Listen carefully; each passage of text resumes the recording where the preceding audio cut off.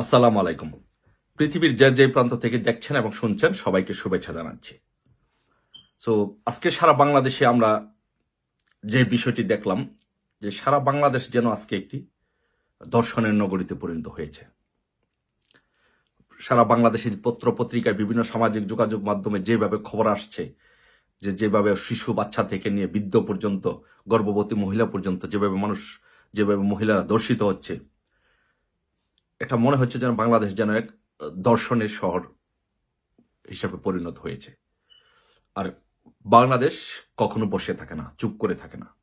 বাংলাদেশ হচ্ছে যখনই বাংলাদেশের জনগণ দেখে কোনো অন্যায়, অত্যাচার, অবিচার, তখন সবসময় বাংলাদেশ যেমন পাকিস্তানের বিরুদ্ধে অন্যায় অত্যাচারের বিরুদ্ধে জেগে উঠেছিল, ঠিক বাংলাদেশের মানুষ একইভাবে এখন এই ইনুসের বিরুদ্ধে জেগে উঠেছে।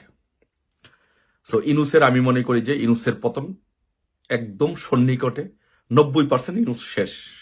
কোন রকম ইনুস 10% কোন রকম বেঁচে আছেন, জোর করে জবরদস্তি করে দখল করে জোর জবরদস্তির উপরে ইনুস 10% বেঁচে আছেন। সো এই পরিস্থিতিতে দেশকে রক্ষা করতে হলে, দেশের মানুষকে রক্ষা করতে হলে আমি মনে করি, আমি বলবো সকলকে, সকল নারী পুরুষ আবাল বৃদ্ধ বনিতা ছাত্র জনতা সকলকে বলবো যে আপনারা রাজপথে নেমে আসুন। ইনুসের বিরুদ্ধে আজকে কি স্লোগান হচ্ছে? আজকে আমরা যে স্লোগানটি দেখেছি সারা বাংলাদেশে, আজকে যে স্লোগানটি হচ্ছে ঢাকায় সহ সারা বাংলাদেশে, যে বাহ কি চমৎকার, ইনুস তুই স্বৈরাচার, ইনুস তুই স্বৈরাচার, দর্শকদের পাহারাদার। এই স্লোগানে সারা বাংলাদেশ আজকে প্রকম্পিত হচ্ছে, মানুষ আজকে রাজপথে নেমে আসছে। সো আপনাদেরকে বলবো যে যারা এখনো বসে আছেন এবং ইনুসকে ভয় পাচ্ছেন, এখন আর বসে থাকার সময় নেই, সকলে রাজপথে নেমে আসুন। আপনার মা বোনকে, আপনার পরিবারকে বাঁচাতে হলে, ইজ্জত বাঁচাতে হলে আপনাদেরকে রাজপথে নেমে আসতে হবে। দেখুন, একটি বিষয় আপনি দেখুন যে আজকে আপনি বসে আছেন যে আপনার প্রতিবেশী, আপনার পাড়ার মহল্লার গ্রামের বা আপনার উপজেলার কেউ দর্শিত হয়েছে, আগামীকালকে কিন্তু আপনার পরিবারের কেউ এর শিকার হতে পারে, এই নির্মমতার শিকার হতে পারে। সো তাই আমরা কেউ যেন এই নির্মমতার শিকার না হই, আমরা সকলে ঐক্যবদ্ধভাবে আসুন, এই ইনুসকে হটাই। এই ইনুসকে হটিয়ে আমরা বাংলাদেশকে রক্ষা করি, বাংলাদেশের নারীদের ইজ্জত রক্ষা করি। এই ইনুস হচ্ছে, আপনারা অপেক্ষা করবেন না। এই ইনুস হচ্ছে একজন নির্লজ্জ, একজন বেহায়া, এবং রাষ্ট্রের কোনো খোঁজ খবর তার কাছে কোনো নাই। সে একজন বিশ্বের মধ্যে সবচেয়ে একজন নিকৃষ্টতম স্বৈরাচার হচ্ছে ইনুস। সে রাষ্ট্রের কোনো খোঁজ খবর রাখছে না, কোথায় দর্শন হচ্ছে, কোথায় আইনশৃঙ্খলা পরিস্থিতি অবনতি হচ্ছে, এগুলো নিয়ে তার কোনো মাথা ব্যথা নেই। সে গতকালকে গার্ডিয়ানে একটি সাক্ষাৎকার দিয়েছে। গার্ডিয়ানের সাক্ষাৎকারে সে বলেছে যে বাংলাদেশ নাকি ফিলিস্তিনের মতো এরকম বিধ্বস্ত হয়ে গিয়েছে। আচ্ছা, আপনারা বলেন, বাংলাদেশ কি বিধ্বস্ত হয়ে গিয়েছে, না বাংলাদেশকে একটি উন্নত সমৃদ্ধিশীল বাংলাদেশ বানানোর জন্য শেখ হাসিনা দিনরাত পরিশ্রম করে, নিরলস পরিশ্রম করে বাংলাদেশটাকে আজকে এই জায়গায় নিয়ে আসা হয়েছে? বাংলাদেশকে আজকে ফিলিস্তিনের মতো বিধ্বস্ত রাষ্ট্র কে বানিয়েছে ইনুস। 5 তারিখের পর মেটিকুলাস ডিজাইনের অংশ হিসাবে বাংলাদেশটাকে ধ্বংস করে বাংলাদেশের মানুষকে আজকে যেভাবে বাংলাদেশে দেখেন, আপনি দেখেন 5 তারিখের পরে কত অসংখ্য স্থাপনা আগুন দিয়ে জ্বালিয়ে পুড়িয়ে দেওয়া হয়েছে, ভাঙচুর করা হয়েছে। ধানমন্ডি 32 নম্বর বঙ্গবন্ধু স্মৃতি বিজড়িত একটি ঐতিহাসিক স্থান, সেটি ভেঙে দেওয়া হয়েছে। এমপিদের, মন্ত্রীদের বাড়িঘর ভেঙে দেওয়া হয়েছে।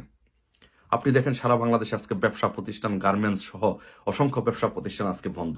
বাংলাদেশে আজকে নীরব দুর্ভিক্ষ চলছে, মানুষ চিৎকার করে বলতে পারছে না, কিন্তু মানুষের কিন্তু ক্রয় ক্ষমতার বাইরে সবকিছু চলে গেছে। মানুষের কাছে টাকা নাই, মানুষ তার নিত্য প্রয়োজনীয় দ্রব্য সামগ্রী কিনতে পারছে না। মানুষ আজকে অসহায়, কিন্তু চিৎকার করে মানুষ বলতে পারছে না।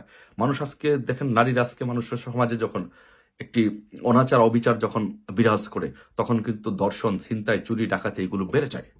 তাই সারা বাংলাদেশে এরই ধারাবাহিকতা এগুলো হচ্ছে। বাংলাদেশের দর্শন বেড়ে যাচ্ছে, ছিনতাই বেড়ে যাচ্ছে, চুরিটা বেড়ে যাচ্ছে, ডাকাতি বেড়ে যাচ্ছে। জিনিসগুলো নিয়মিত বাংলাদেশে হচ্ছে। বাংলাদেশে আজকে প্রত্যেকটি জায়গায় যেখানে আপনি পত্রিকায় হাত দিবেন, সামাজিক যোগাযোগ মাধ্যমে হাত দিবেন, চ্যানেলগুলোতে দেখবেন, সব জায়গায় দেখবেন শুধু দর্শনের নিউজ আছে, শুধু দর্শনের নিউজ আছে। এগুলো কেন হচ্ছে? এগুলো একটা রাষ্ট্রের প্রতি ন্যূনতম পরিমাণ তার যে রেসপন্সিবিলিটি আছে, মিনিস্টারের রেসপন্সিবিলিটি আছে, এজ এ চিফ অ্যাডভাইজার তার যে রেসপন্সিবিলিটি আছে, সে এগুলো দায়িত্ব পালন করছে না। সে যেটি করছে, সে এখানে বসে থেকে সে চিন্তা করছে যে আগামী দিনে বিশ্বের অন্য দেশে গিয়ে কিভাবে সামাজিক সুদের ব্যবসা করা যাবে, ওইখানে গিয়ে কিভাবে সুদের ব্যবসা করে টাকা কামানো করা যাবে, তার নাম কামানো যাবে, সে ওইগুলো নিয়ে চিন্তা আছে।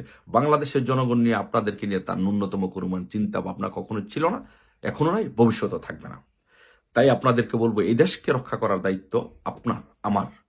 এই দেশকে রক্ষা করার দায়িত্ব বঙ্গবন্ধু কন্যা শেখ হাসিনার। উনি একজন প্রো প্রো পিপল পলিটিক্স করেন। উনি এদেশের জনগণকে ভালোবাসেন, এদেশের জনগণের সেবা করতে চান। যে মানুষটি জনগণকে, তার পিতা বঙ্গবন্ধু শেখ মুজিবুর রহমান এদেশ স্বাধীন করেছেন, তার চেয়ে বেশি এই বাংলাদেশের জন্য কার তার চেয়ে বেশি মায়া থাকতে পারে, কার তার চেয়ে বেশি মমতা থাকতে পারে?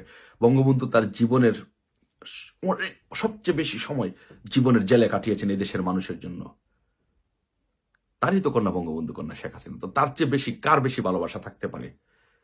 আসুন, সকল ষড়যন্ত্রের জাল ছিন্ন করে, বেদ করে আমরা বঙ্গবন্ধু কন্যা শেখ হাসিনার নেতৃত্বে এই ইউনুসকে পরাজিত করে আমরা বাংলাদেশ, উন্নত বাংলাদেশ নির্মাণ করি। আসুন, এখনই রাস্তায় নেমে পড়ুন। আমাদের মা বোনদের ইজ্জত রক্ষায় সকলে আজকে রাস্তায় নেমে পড়ুন, সকলে আজকে আওয়াজ তুলুন।